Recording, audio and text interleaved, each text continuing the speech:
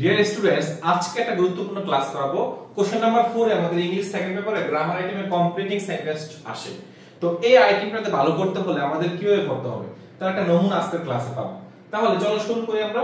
যে আজকের ক্লাসের রুল 1 হচ্ছে সো দ্যাট কিংবা ইন অর্ডার দ্যাট, যার মানে হচ্ছে যাতে করে, যার মানে হচ্ছে কি যাতে করে। তাহলে এটার আমাদের বেসিক রুলটা কি? বেসিক রুলটা হচ্ছে যে সাবজেক্টের পরে আমাদের verb plus object plus so that কিংবা ইন অর্ডার দ্যাট, ঠিক এই পর্যন্ত আমাদের পরীক্ষার হলে প্রশ্ন দেওয়া থাকবে। তারপরে ফিলিং দ্য গ্যাপ থাকবে। তাহলে তুমি গ্যাপটা কিভাবে ফিল আপ করবা? তুমি প্রথম সাবজেক্টটা কি নিবা? প্রোনাউন ফর্ম নিবা, ক্যান অথবা কুড নিবা, বারবার বেস ফর্ম প্লাস বাকি অংশ নিবা। তাহলে এক্সাম্পলগুলো দেখি আমরা। যে first example, I close the door of my room so that I could study in peace. Jessore board 25 এর সি নাম্বার কোশ্চেন ছিল এটা। তাহলে খেয়াল করো, এই যে মাঝখানে সো দ্যাট, এর আগের অংশ হচ্ছে I closed the door of my room, এরপর ফিলিং দ্য গ্যাপ আছে। তাহলে খেয়াল করো যে প্রথম সাবজেক্টের প্রোনাউন ফর্ম, তার মানে কি এই যে আই হচ্ছে সাবজেক্ট, এর প্রোনাউন ফর্ম কিন্তু আই হবে, তাই না? আই। তাহলে দেখো ক্লোজড কি ভার্বের বি1 না বি2? বি2। তাহলে বি2 হলে আমাদের কুড হবে, আর যদি এখানে বি1 হতো আমাদের ক্যান হতো। তাহলে দেখো I closed the door of my room, আমি আমার দরজাটা বন্ধ করেছিলাম সো দ্যাট যাতে করে I could study in peace, আমি শান্তিতে পড়াশোনা করতে পারি। তাহলে আই কুড স্টাডি কেন হলো? কারণ কি এটা রুল হচ্ছে যে প্রথম সাবজেক্টের প্রোনাউন হবে ক্যান অথবা কুড।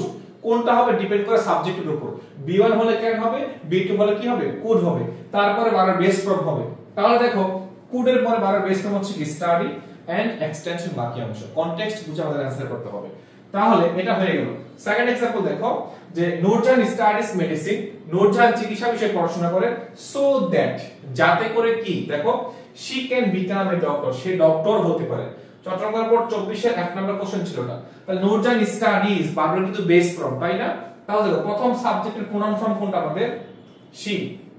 তাহলে দেখো স্টাডিজ বি1, এজন্য আমি ক্যান নিলাম। তাহলে শি ক্যান বারবার বেস ফর্ম কি নিয়েছি আমি? বিকাম নিয়েছি। তাহলে she can become a doctor. তাহলে নূরজান চিকিৎসা বিষয়ে পড়াশোনা করে যাতে করে সে কি হতে পারে? ডাক্তার হতে পারে। তাহলে বাকি एग्जांपलগুলো তোমরা কিন্তু দেখে নিবা। চলো রুল নাম্বার 2 হচ্ছে দেখো আমাদের so dot dot dot dot that. একটা হচ্ছে সো দ্যাট আর একটা হচ্ছে কি so dot dot dot dot that. তার মানে এই ডট ডট অংশে কি থাকবে? আমাদের একটা অ্যাডজেক্টিভ থাকবে এবং এই পর্যন্ত আমাদের প্রশ্নে দেওয়া থাকবে।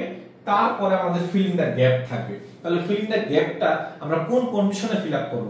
তাহলে subject plus verb plus so adjective plus that, এরপরে ফিলিং দ্য গ্যাপ থাকলে ফার্স্ট সাবজেক্ট ক্যান নট অথবা কুড নট, তারপর ভার্বের বেস ফর্ম, তারপরে আমাদের দরকার হলে ভার্বের বাকি অংশ আমরা দিয়ে ফিল আপ করে ফেলবো। তাহলে ফার্স্ট एग्जांपल দেখো, I bought a fiction of the Harry Potter series, the book was so captivating that.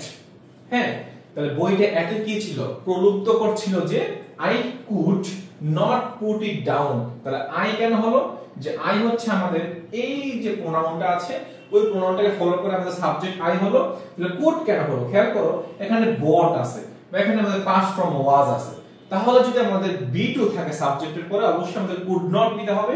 B one থাকলে আমাদের ক্যান নট নিতে হবে, অনেকটা সো দ্যাট এর মতো। তাহলে আই কুড নট, তাহলে এই যে আমাদের কুড নট হলো, বারবার বেস ফর্ম কুড হলো কনটেক্সট অনুসারে, দেন বাকি অংশ হলো, তাই না? আচ্ছা নেক্সট एग्जांपल দেখি যে I am so tired that, আমি এতটাই ক্লান্ত যে I can't walk any longer. Can't walk কেন হলো? কারণ দেখো আই এম সাবজেক্টের পর বারবার base form so can not হয়েছে। আর যদি সাবজেক্টের পর বারবার বি2 হতো তাহলে কুড নট হতো। আশা করি বুঝতে পেরেছো। বাকি রুলগুলো তোমরা দেখে নিবা। চলো তাহলে দেখো টু টু, হ্যাঁ, তাহলে সাবজেক্ট ভার্ব টু অ্যাডজেক্টিভ, ঠিক অ্যাডজেক্টিভের পর মুহূর্তে আমাদের ফিলিং দ্য গ্যাপ থাকতে পারে। তাহলে এটা কোন ক্রাইটেরিয়া ফলো করে আমি ফিলিং দ্য গ্যাপটা ফিল আপ করব? তাহলে subject verb to adjective then filling the gap থাকলে তুমি কি করবা? টু দিবা, সেন্টেন্সের অর্থের সাথে মিল রেখে বারবার বেস ফর্ম প্লাস এক্সটেনশন। তাহলে एग्जांपल দেখো, the poem is too hard, এরপর দেখো ফিলিং দ্য গ্যাপ আছে। দেখো the poem is too hard, কবিতাটা এতই কঠিন, 2 প্লাস b1 দিয়ে দাও। তাহলে টু আন্ডারস্ট্যান্ড দিলে হবে, তুমি ফর মি না দিলেও কিন্তু হবে, বাট এখানে দিয়েছে। নেক্সট एग्जांपल দেখো, I found a box in the room, the box was too heavy. তারপর দেখো ফর মি টু ক্যারি, তাহলে 2 প্লাস b1, তাহলে ফর মি কেন দিল তার মাঝখানে? কারণ দেখো the box was too heavy, তাহলে তুমি ফর মি না দিলেও কিন্তু হবে। The box was too heavy for me to carry, যেহেতু তারা ফর দিয়ে দিয়েছে, সো বক্সটা যেহেতু আমার কথা বলতেছে তাহলে আমার জন্য কঠিন হবে। তাহলে ফর এর পরে তুমি মি দিতে পারো, আস দিতে পারো অথবা হিম দিতে পারো, এটা ডিপেন্ড করে সাবজেক্ট কি আছে, উই, দে না আই। যেহেতু এখানে আই আছে অবশ্যই মি দিবা, তারপর to plus verb base form দিয়ে শেষ করে দিবা। বাকি एग्जांपल গুলো তোমরা দেখে নিবা, এটা খুবই সহজ। আচ্ছা রুল নাম্বার 4 দেখো, রুল নাম্বার 4 হচ্ছে যে লাস্ট এর রুলস হচ্ছে, লাস্ট এর রুল হচ্ছে কি এই বয়েছে সাবজেক্টের পরে সব সময় শুড অথবা মাইট প্লাস বি1 হবে, শুড মাইট প্লাস কি হবে বি1 হবে। তাহলে एग्जांपल দেখো হি ওয়াকস ফাস্ট, সে দ্রুত হাঁটে, লাস্ট এই বয়েছে হি শুড মিস দা বাস। দেখো শুড এর পর ভার্ব বেস ফর্ম, লাস্ট এর নিয়ম হচ্ছে should plus B one, should plus B one মনে রাখবা।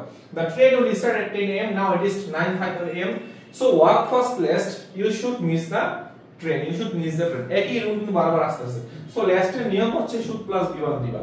এরপর দেখো rule 5, it is high time কিংবা it is time, এই রুলটা হচ্ছে দেখো সাবজেক্টের পরে বি2, সাবজেক্টের পরে বি2 সাবজেক্ট না থাকে তাহলে 2 প্লাস বি1 দিয়ে তুমি শেষ করে দিবা। एग्जांपल দেখো Rupa has gained weight, it is high time, এখন উপযুক্ত সময়, she controlled her weight, control subject বি2, দেখছো কন্ট্রোল কনটেক্সট অনুসারে তোমাকে অ্যানসার করতে হবে। Corruption is a hindrance to national development, it is high time we started an anti corruption movement, দেখো উই স্টার্ট সাবজেক্টের পরে বি2।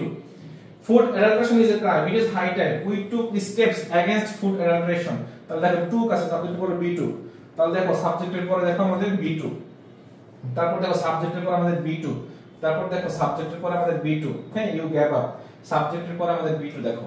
তার মানে ইট ইজ হাই টাইম, এখন উপযুক্ত সময় বা অনেক লেট হয়ে গেছে, আর কাউকে এখন না করে এখনই আমাদের শুরু করা উচিত, এই অর্থে ইট ইজ হাই টাইম প্রকাশ করা হয়।